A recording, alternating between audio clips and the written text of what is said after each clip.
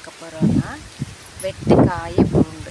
ஏன் இதுக்கு வெட்டுக்காய பூண்டுன்னு முதல்ல பேர் வந்ததுன்னா, வெட்டு காயங்களையும் வீக்கத்தையும் சரும நோய்களையும் இது குணப்படுத்துறதுனால இதுக்கு வெட்டுக்காய பூண்டு அப்படின்னு தமிழில் வந்து பெயர் வச்சுருக்காங்க.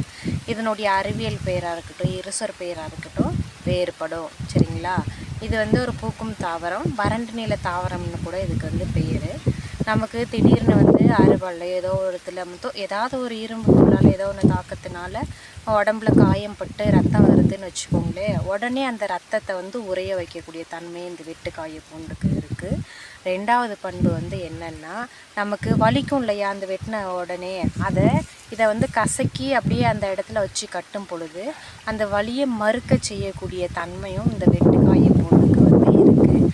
அதுக்கப்புறம் எங்கேயாவது மூட்டு வலி இல்லை கை காலில் எங்கேயாவது வந்து வீக்கம் ஏற்பட்டிருந்ததுன்னா அதை வந்து அந்த வீக்கத்தை குறைத்து நமக்கு வலியை வந்து சரி செய்யறதுக்காகவும் இந்த வெட்டுக்காய பூண்டு இலை வந்து பயன்படுது. இதை சும்மா கையிலேயே கசக்குனாலே ரொம்ப சாஃப்டாக இருக்கும், உடனே வந்து இதாகிடும். அப்புறம் உடல் சூடு வந்து ஏற்பட்டது அப்படின்னா என்ன பண்ணுவோம்னா, நாங்கள் கொட்டிஸாக இருந்தபோது வீட்டில் இருந்து செய்வாங்க. இந்த தலையை வந்து கசக்கி நம்ம தொப்புள் இருக்கு இல்லைங்களா, அதை சுற்றி வந்து இந்த தலையை கசக்கி வந்து தொப்புளை சுற்றி வந்து போட்டு விட்டுவிடுவாங்க அப்படி ட்ரை ஆகிற மாதிரிக்கு. அந்த மாதிரி வைக்கும் பொழுது உடலில் அந்த தொப்புள் சுற்றி நம்ம உடலில் சம்மந்தப்பட்ட ஏதாவது இதாக இருந்ததுன்னா உடனே உடல் வெப்பத்தையெல்லாம் தணித்து வந்து குணப்படுத்தக்கூடிய தன்மை வந்து வெட்டுக்காய பூண்டுக்கு வந்து இருக்குது. நீங்களும் உங்கள் வாழ்க்கையில் வந்து இதெல்லாம் பயன்படுத்துங்க, இதனால் வந்து பயன்பெறுங்க. அதுக்காக தான் இந்த வீடியோ வந்து பதிவிடுறோம். நாங்கள் கிராமத்து மக்கள், ஸோ நாங்கள் இது எல்லாமே வந்து பயன்பெற்றுட்ருக்குறோம். நான் ஒரு ஆசிரியரும் கூட.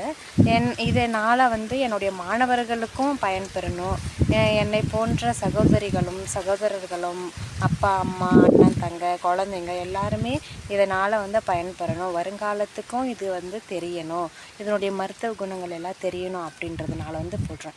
சில பேர் வந்து நினைக்கலாம், என்ன இதெல்லாம் எங்களுக்கு தெரியாதா சொல்லலாம் அப்படின்னு நினைக்கலாம். பட் எதிர்காலத்தை இருக்கக்கூடிய குழந்தைங்களுக்கு ஒவ்வொன்றும் புதுசு இல்லைங்களா?